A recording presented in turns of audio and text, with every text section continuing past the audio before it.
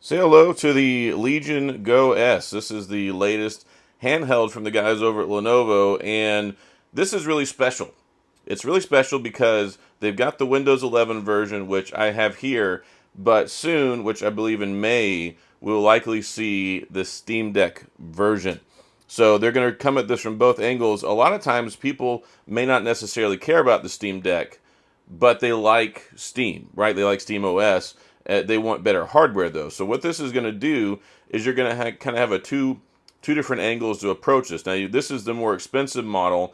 This one starts at $729. It's got 1 TB of storage. It's got 32 gigabytes of RAM, and it's got a nice 8-inch screen. It's an IPS panel, but it's actually really beautiful. It looks good. It's got good brightness, and honestly, it looks kind of almost like an OLED to me, but it peaks out at 500 nits, 10-point touchscreen, 1920 by 1200, 16 by 10 aspect ratio. Like, it's good. And the ergonomics on it are really good. I didn't really care for the ergonomics on the Steam Deck. I thought it was underpowered, and the screen wasn't very bright. I know they fixed this with the OLED version, but this right here is going to make some serious money for Lenovo because you can win over the PC crowd here. But then when they come out with the Steam Deck version, which will be out in probably about a month, then they've got that avenue as well. So if you've been kind of waiting around trying to make a decision, then this may be the right product for you. Now, I know there's some negativity when it comes to this because the Legion Go, the original one, had like 8.8-inch screen, detachable controllers, had the kickstand on the back, the Z1 Extreme chip. This one has the Z2 Go, which prioritizes battery life more than power, which is still adequate for most anything you want to play. I mean, you're not going to be maxing out AAA title games. This is a handheld gaming PC, right? But it'll play most things, especially with balanced settings, but the battery life, of course, is the trade-off. I mean, if I play on my Legion Go, I can play about 3 games of, of Dead by Daylight, maybe 4, on max power, before the battery is dead. So maybe about an hour. So that's kind of how you can adjust the TDP. Like, you can adjust the wattage on these things. So if you like max it out, performance profile, yeah, you can get maybe about an hour. If you put it on like a medium profile setting, maybe you get about 2 hours. And then a little bit more if you turn the juice down some more. So you have the versatility with all that because, of course, you can go into the settings and you can control that here. Change the resolution, the refresh rate. This one's 120 hertz, which is a step down from the 144 hertz we had on the Legion Go. But honestly, I don't really notice that much of a difference. So you can change all that stuff.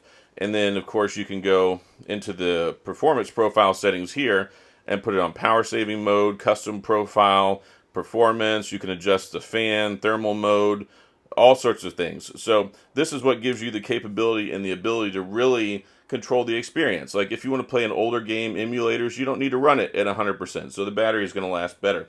So those considerations are there, but yeah, people were a little irked that this was so expensive and kind of a step down in some ways. Of course, yes, we have 1 TB, 32 gigs of RAM, and bigger battery, but the other trade-offs are smaller screen. We don't have detachable controllers, which I'm actually okay with. I really like the ergonomics on this, and you still got the 2 custom buttons on the back. You've got good ventilation. You've got good heat dissipation out here where the fan blows the hot air out the top. We've got 2 USBs now.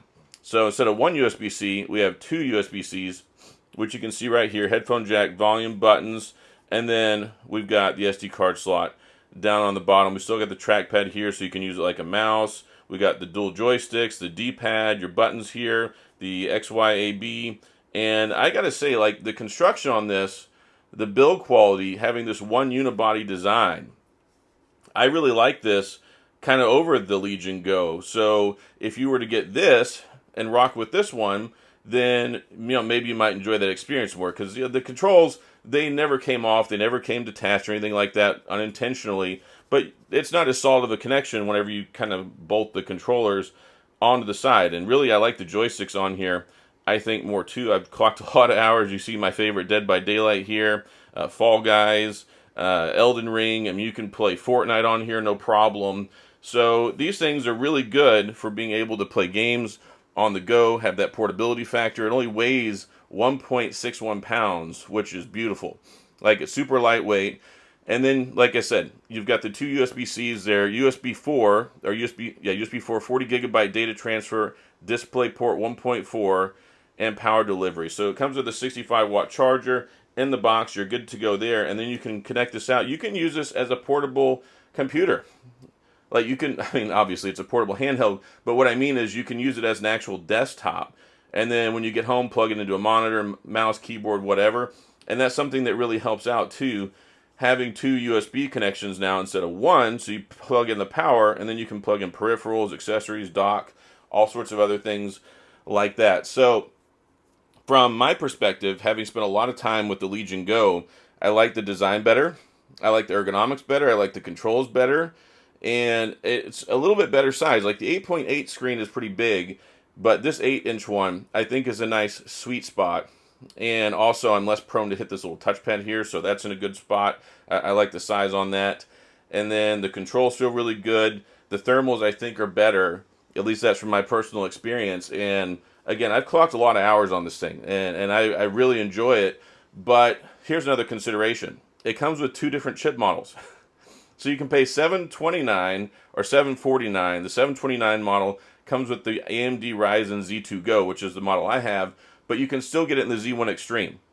The Z1 Extreme is more powerful. If you're going to play higher level gameplay, you don't care as much about the battery, you probably want the Z1 Extreme. And then, of course, we're going to have the $499 model starting off. I believe there'll be a $499 and a $599 when the Steam Deck one gets here. And that's always the big back and forth with these.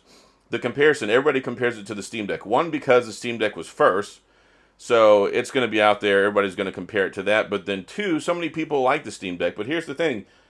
Steam's on here. Like, I'd rather have Windows 11 and have the full versatility. I've got my Epic Gameplay, Epic Game Store. I've got Steam on here. I've, Battle.net, whatever. I like having all that stuff right here at my fingertips. I prefer Windows. I had the Steam Deck. I used it. I gave it to my kid. Like, ever since I've had the Windows handheld gaming PCs, I've never looked back. So I appreciate that. I like the Windows 11 experience. And yeah, it's really good. The only drawback, again, like I said, there's just some criticisms. Like I said, the big criticism, smaller screen, slower refresh rate, 144 down to 120, slight change in the resolution, a downclock processor instead of going to like a newer processor. So it kind of came out a little late, but at the same time, it didn't jump up to a newer processor. So it's more of a refresh, but I think the big reason they did this refresh is so they can get it out in the market for the Steam Deck version. And I think that's going to sell like hotcakes. I think it's kind of the best of both worlds, because I would much rather any day of the week play on this hardware than a Steam Deck. And it's got a beautiful screen, 500 nits brightness, speakers are pretty good on it, thermals are good, and I just like the ergonomics so much more than the Steam Deck. So that's, I think, is going to be a win. And I think the Steam Deck version is really what's going to make this model stand out over the handheld PC version. But at the same time, I like the PC version. So I'm totally happy with that. And it's one of these things where it's like, make sure you do your research going into it, because there are some differences. But at the same time, like, if I were going to buy one, this one was sent to me by Lenovo, I would buy the Z1 Extreme over the Z2 Go, because I prioritize power. But if you're not doing a bunch of AAA gaming on here, if you don't need to spend more, if you want to spend more time on battery than you do plugged in, and some of those other considerations, of course, they tuned it down to the 120 hertz. It's going to burn up less battery, even though it is not a big difference on paper. It will help out with the battery. The smaller screen helps out with the battery. The Z2 Go helps out with the battery, and the bigger battery. So just, you're going to get better battery life with this, marginally. But my philosophy when it comes to these handheld gaming PCs is that you should play them plugged in most of the time, because that's where your power is going to come from. It'll run at 100%, and you're not going to be having to plug it in 30 minutes into your game. But I play on these things all the time. Currently, I'm playing Final Fantasy VII Rebirth, and I beat Final Fantasy VII Remake on the Steam Deck. So they're very capable. And if you've been in the market for one, if you get a good deal on one, and also still consider the Legion Go. I mean, the regular Legion Go, I've seen some good deals, open boxes, sales, and it's going to have that Z1 Extreme, but of course it has less storage. It has a 16 gigabytes of RAM. The 32 gigabytes of RAM and that extra over the top really does make for a smoother experience, and it's better just overall for the fluidity and gameplay and VRAM and things like that. So I think that there's a good balance that's struck here. They're still a little on the pricey side, but if you're interested in getting one of these, this is a good option.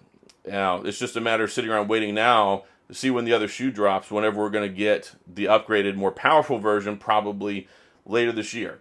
But just some considerations there, and then, of course, wait and see what we get with the Steam Deck version. And again, I just have this feeling, I think it's going to sell like hotcakes. I think it's going to be a very desirable handheld platform. So that's all I got. It's kind of my review and my thought process here with the Lenovo Legion Go S. I spent a lot of time with these handhelds, the Ally X, the Legion Go, now the Legion Go S, the Steam Deck. I mean, I love these things. It's like if whenever I was a kid, portable gaming was my thing. And I've got probably thousands of hours on the Game Boy, the Game Gear. Kid me, teenage me, would have given a right arm for this sucker back in the 90s. So just having this now and these capabilities is so crazy. But anyway, that's all I got in this video. If you have any questions, comments, gripes, concerns, complaints, all that stuff, please, of course, go to the comment section. I'll do my best to get back with you. If you enjoyed the video, please hit the like and the subscribe button and the little notification bell if you want updates when new videos come out. And as always, thanks for being here. I appreciate you watching, and I'll see you guys next time.